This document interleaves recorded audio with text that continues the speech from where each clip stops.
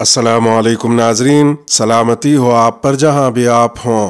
Calendar पर आज दिन में तारीख़ रही 9 शाबानुल मुअज़्ज़म, अंग्रेज़ी तारीख़ 2 मार्च है। अपने मेज़बान राही हिजाज़ी से आलमी ख़बरें सुनिए। सऊदी अरब में एतदाल पसंदी के उन्वान से बेदीनी और मुदाहनत की लहर जारी, अब होगा योगा भी। तौहीद के सबसे बड़े अलंबरदार सऊदी अरब में शिरकिया व कुफरिया आमाल पर मबनी योगा को यूनिवर्सिटियों में मुतारफ़ कराने के लिए मुआहदा करने का ऐलान किया गया है। सऊदी योगा कमेटी की सदर नौफ अल-मरूई ने कहा कि योगा की सपोर्ट और फ़रोग़ के लिए आइंदा चंद महीनों में सऊदी अरब की बड़ी यूनिवर्सिटियों के साथ कई मुआहदों पर दस्तखत किए जाएंगे। अरब न्यूज़ के मुताबिक ये ऐलान रियाज में वज़ारत तालीम के ताउन से सऊदी यूनिवर्सिटीज़ में स्पोर्ट्स फेडरेशन के ज़ेर एहतिमाम एक प्रोग्राम के दौरान किया गया। वाज़ेह है कि सऊदी अरब में इन दिनों रोशन ख्याली और रवादारी के उन्वान से बेदीनी और मुदाहनत की लहर जारी है, जहाँ इस्लामी तालीमात और सऊदी अक़दार के ख़िलाफ़ कई बड़ी तब्दीलियाँ मुतारफ़ कराई जा चुकी हैं। इन खिलाफ इस्लाम तब्दीलियों में जहाँ ख़वातीन को महरम के बग़ैर सफ़र की इजाज़त देना शामिल है, वहीं मस्जिद हराम के मर्द वाले हिस्से में ख़वातीन अहलकारों की तयनाती भी शामिल है। इसके अलावा नुज़ूल कुरान की सरजमीन सऊदी अरब इन दिनों गाना गाने वालों और हया सोज रक़्स करने वालों का सबसे बड़ा अड्डा बनी हुई है। बेदीनी और मुदाहनत की लहर का ताज़ा तरीन वाक़या तौहीद के सबसे बड़े अलंबरदार सऊदी अरब का अब अपनी यूनिवर्सिटियों में शिरकिया अमाल पर मबनी योगा को मुतारफ़ कराना है। सऊदी योगा कमेटी की सदर नौफ अल-मरूई ने खिताब करते हुए कहा कि कमेटी यूनिवर्सिटीज़ में योगा को मुतारफ़ कराने के लिए भरपूर कोशिशें कर रही है। वाज़ेह है कि योगा के जन्मदाता मुल्क इंडिया के मारूफ तरीन इस्लामी इदारे दारुल उलूम देवबंद ने योगा को शिरकिया आमाल पर मबनी होने की वजह से नाजायज़ बताया है। दारुल उलूम देवबंद का दारुल इफ्ता अपने इस्तिफ्ता में लिखता है कि इस योगा में हिंदुआना मजहबी तर्ज के आमाल और शिरकिया अक़वाल कहे जाते हैं। किसी मुसलमान के लिए इसका करना जायज़ नहीं है। इसके अलावा अरब आलिम शेख मोहम्मद सालेह अल मुंजिद की ज़ेर निगरानी चलने वाली साइट इस्लाम सवाल व जवाब में मौजूद योगा से मुतालिक एक मुफस्सल फतवे में लिखा गया है कि मुसलमान के लिए योगा बिल्कुल जायज़ नहीं है, खा वो इसे अच्छा समझकर करता हो या दूसरों की देखा देखी में करता हो। इसके बाद इस मुफस्सल फतवे में योगा के नाजायज़ होने की चंद वजह बयान की गई हैं, जिनमें पहली वजह ये बयान की गई है कि योगा अक़ीदा तौहीद से मुतसादिम है और इसमें अल्लाह ताला के साथ दूसरे माबूदों को शरीक करना होता है, इसलिए कि इसमें सूरज को सजदा करना और उसके नामों को दोहराना होता है। दूसरी वजह ये बयान की गई है कि इसमें मुशरिकों से मुशाबहत शामिल है और रसूलुल्लाह सल्लल्लाहु अलैहि वसल्लम ने फरमाया है कि जिसने किसी कौम की मुशाबहत इख्तियार की वो उन्हीं में से है। तीसरी वजह ये बयान की गई कि योगा में इंतहाई शर्मनाक अंदाज अपनाने की दावत दी जाती है कि जानवरों की मुशाबहत इख्तियार की जाए और इंसानियत से हट कर काम किया जाए, यानी बरहनगी इख्तियार करें। अक्सर मशक़ों में दोनों हाथ और दोनों पाँव का इस्तेमाल है, जैसा कि सूर्य नमस्कार या सूरज की सलामी। चौथी वजह बयान करते हुए कहा गया कि इस योगा नामी वर्जिश की बुनियाद झूठ और धोखादही पर है। इस वर्जिश को फरोग देने वाले इसे फैलाने के लिए धोखादही से काम ले रहे हैं। इस गलत हथकंडे को अपनाने की वजह से ये लोग बड़ी सादा तबीयत रखने वाले लोगों को अच्छी खासी तादाद की तवज्जो अपनी तरफ मबजूल करवाने में कामयाब हुए हैं। दूसरी जानिब तालिबात की तालीम पर तालिबान हुकूमत को इस्लाम सिखाने वाले राब्ता आलम इस्लामी के जनरल सेक्रेटरी डॉक्टर मोहम्मद अल ईसा, जिनके बारे में आम ख्याल ये पाया जाता है कि वो बड़े यहूद नवाज हैं, वो इस्लाम और सऊदी रिवायात के खिलाफ इन तमाम तब्दीलियों पर मुंह बंद किए रहते हैं। ज़लज़ला मुतासिरीन को जल्द अज जल्द महफूज और जदीद इमारतें बना कर देंगे। तुर्की के सदर रजब तय्यब अर्दोगान ने तबाहाल इलाकों की तामीर नो के आज़्म का इजहार करते हुए कहा है कि ज़लज़ले में बेघर होने वाले शहरियों को महफूज, आरामदेह और जदीद रिहाइश की फराहमी के लिए हमने दिन रात एक कर दिए हैं। आलमी ख़बर रसा इदारे के मुताबिक तुर्की में फरवरी को आने वाले ज़लज़ले में 50,000 से ज़ायद अफराद जाँ बहक हुए हैं और 5,000 के करीब रिहाइश رہائشی عمارتیں زمین بوس ہو گئی ہیں۔ ایک اندازے کے مطابق زلزلے میں 80 لاکھ سے زائد شہری بے گھر ہو گئے ہیں، جنہیں دوبارہ آباد کرنے کے لیے مختلف منصوبوں پر کام شروع کر دیا گیا ہے، جس کی نگرانی ترک صدر خود کر رہے ہیں۔ ترک صدر نے اپنے بیان میں مزید کہا کہ اللہ کی مدد سے متاثرین کی جلد از جلد آباد کاری کے اپنے وعدے کو پورا کریں گے، جس کے لیے دن رات بغیر رکے کام کر رہے ہیں۔ صدر رجب طیب اردوغان نے مزید کہا کہ فی الوقت ملبہ اٹھا رہے ہیں اور ساتھ ہی 3,09,000 آرام دہ اور محفوظ مکانات کی تعمیر کا آغاز کر دیا ہے، جہاں ہمارے بھائی بہن اور بچے سکون سے رہیں گے۔ ترک صدر نے زلزلے سے متاثرہ ایک علاقے کا دورہ بھی کیا اور بحالی کے کاموں کو تیز کرنے کی ہدایت کی۔ وہ شہریوں میں گھل مل گئے اور ان کے دکھوں کو بانٹا۔ ادھر ایک دوسری خبر میں ترک صدر نے ملک میں تباہ کن زلزلے کے باوجود انتخابات مقررہ وقت پر کرانے کا اعلان کیا ہے۔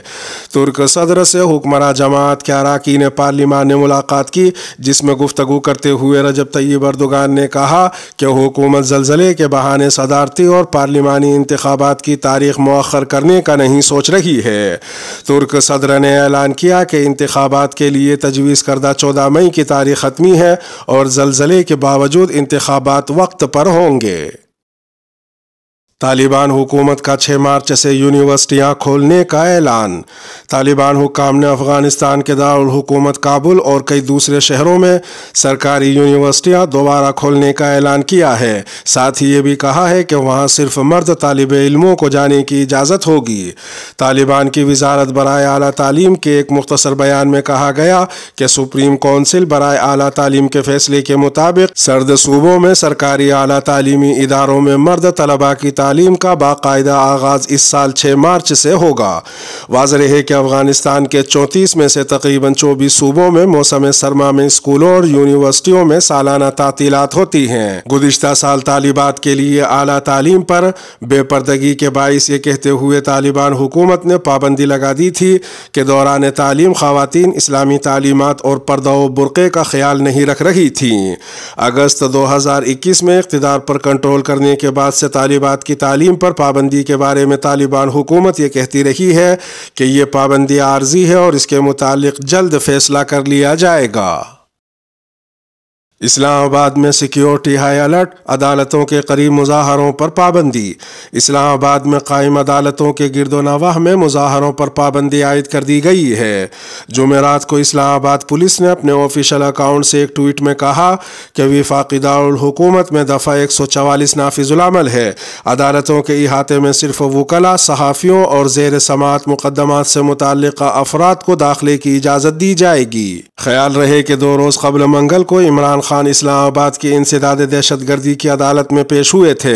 اس دوران پی ٹی آئی کارکنوں کی دھکم پیل کے دوران اسلام آباد کے جوڈیشل کمپلیکس کے دروازوں کو نقصان پہنچا تھا، جس پر پولیس نے مقدمہ درج کیا تھا۔ ادھر ایک دوسری خبر میں حکومت پاکستان نے ماہ رمضان کی آمد کو دیکھتے ہوئے عوام کو 5 ارب روپے کی سبسڈی دینے کا فیصلہ کیا ہے۔ حکومت رمضان المبارک کے دوران 19 اشیاء ضروریہ کی قیمتیں کم کر دے گی۔ سبسڈی اشیاء ضروریہ پر اور یوٹیلیٹی اسٹورز کے ذریعے فراہم کی جائے گی۔ پیکیج کے تحت حکومت پسماندہ اور متوسط طبقے کے افراد کو چینی، دال، گھی اور آٹے سمیت دیگر اشیاء ضروریہ پر رمضان پیکیج کے تحت سبسڈی دے گی۔ ایک تیسری خبر میں امیر جماعت اسلامی سراج الحق نے کہا ہے کہ اگر ہماری حکومت آئی تو چیف جسٹس کے ہاتھ میں قرآن کریم تھمائیں گے۔ گجرانوالہ کے ایک نجی میرج ہال میں تقریب سے خطاب کرتے ہوئے امیر جماعت اسلامی سراج الحق نے کہا کہ ہم ایسا پاکستان چاہتے ہیں جہاں افراد اور خاندانوں کے بجائے قانون کی حکمرانی ہو۔ انہوں نے مزید کہا کہ ہم عدالتی نظام کو تبدیل کرنا چاہتے ہیں۔ ہمارا عدالتی نظام یکسر مختلف ہوگا۔ ہماری حکومت آئی تو چیف جسٹس کے ہاتھ میں قرآن کریم تھمائیں گے۔ تمام مساجد کو تعلیمی اداروں میں تبدیل اور بنجر زمینوں کو سرسبز و شاداب کریں گے۔ عوام کا پیسہ جو سیکیورٹی اور پروٹوکول پر خرچ ہو رہا ہے، ہم اس کلچر کا خاتمہ کریں گے۔ اسرائیلی حکومت خاموش، فلسطینیوں پر یہودی آباد کاروں کے حملے جاری۔ فلسطینی حکام اور انسانی حقوق کے کارکنوں نے مغربی کنارے میں اسرائیلی آباد کاروں کے فلسطینی شہریوں پر حملوں پر اسرائیل کی سیکیورٹی فورسز کی مکمل خاموشی اور کمزور حکومتی رد عمل کی مذمت کی ہے۔ فلسطین لبریشن آرگنائزیشن کی ایگزیکٹو کمیٹی کے سربراہ حسین الشیخ نے فلسطینی امور کے لیے امریکہ کے خصوصی ایلچی ہادی عمرو سے ملاقات کی، جس میں فلسطینیوں کو آباد کاروں اور فوجی حملوں سے بچانے کے طریقوں پر تبادلہ خیال کیا گیا۔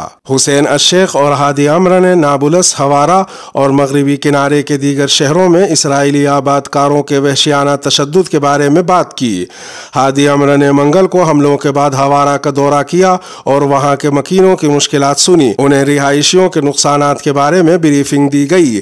ہادی عمرو کا کہنا تھا کہ ہم مغربی کنارے میں تشدد میں اضافے پر بہت فکر مند ہیں۔ ہم ان گھناؤنے حملوں کے ذمہ داروں کے قانون کے ذریعے مکمل احتساب، قانونی چارہ جوئی اور ان لوگوں کے لیے معاوضہ چاہتے ہیں جو املاک سے محروم ہو گئے یا کسی اور طرح سے املاک کو نقصان پہنچا۔ حسین الشیخ نے اپنی ٹویٹ میں کہا کہ ہم نے بہت سے علاقائی اور بین الاقوامی مسائل پر تبادلہ خیال کیا، خاص طور پر فلسطینی عوام کے خلاف وحشیانہ حملوں پر، جن میں قابضین اور آباد کاروں کے ہاتھوں فلسطینیوں کا قتل اور ان کے گھروں کو جلانا بھی شامل ہے۔ ٹک ٹاک بین کرنے کا اختیار جو بائیڈن کو دینے کا بل پاس۔ امریکی کانگریس کی خارجہ امور کمیٹی کے ارکان نے بدھ کو اپنی جماعتوں کی پالیسی کے مطابق ووٹ دیتے ہوئے صدر جو بائیڈن کو مشہور چینی ایپ ٹک ٹاک پر پابندی لگانے کا اختیار دے دیا ہے۔ ٹک ٹاک ایپ، جسے 10 کروڑ سے زیادہ امریکی شہری استعمال کرتے ہیں، اور ساتھ ہی دیگر ایپس جنہیں سیکیورٹی رسک سمجھا جاتا ہے، ان پر پابندی لگانے کے لیے انتظامیہ کو نئے اختیارات دینے کے حق میں قانون سازوں نے 24 ووٹ دیے، جبکہ اس کی مخالفت میں 16 ووٹ پڑے۔ ادھر ایک دوسری خبر میں امریکی عہدیداروں کا کہنا ہے کہ چین پر ممکنہ نئی پابندیاں عائد کرنے کے لیے امریکہ اتحادیوں کی حمایت حاصل کرنے کی کوشش کر رہا ہے۔ خبر رساں ادارے روئٹرز کے مطابق 4 امریکی عہدیداروں کا کہنا ہے کہ اگر چین یوکرین جنگ میں روس کو فوجی مدد فراہم کرتا ہے تو امریکہ کی جانب سے نئی پابندیاں لگانے کا امکان ہے۔ ایک تیسری خبر میں امریکی ادارے FBI کے ڈائریکٹر کرسٹوفر رے نے فاکس نیوز کو انٹرویو میں انکشاف کیا کہ ہم نے یہ اندازہ لگایا ہے کہ کورونا وائرس چین کے شہر ووہان کی ایک لیبارٹری میں کسی تجربے کے دوران بنا اور وہیں سے پوری دنیا میں پھیلا تھا۔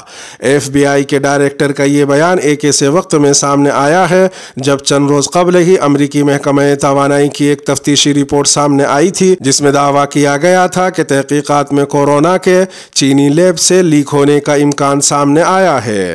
دوسری جانب چینی حکام نے اپنے شدید رد عمل میں کہا ہے کہ ان بے بنیاد دعووں سے چین کی نہیں بلکہ خود امریکہ کی ساکھ کو نقصان پہنچا ہے۔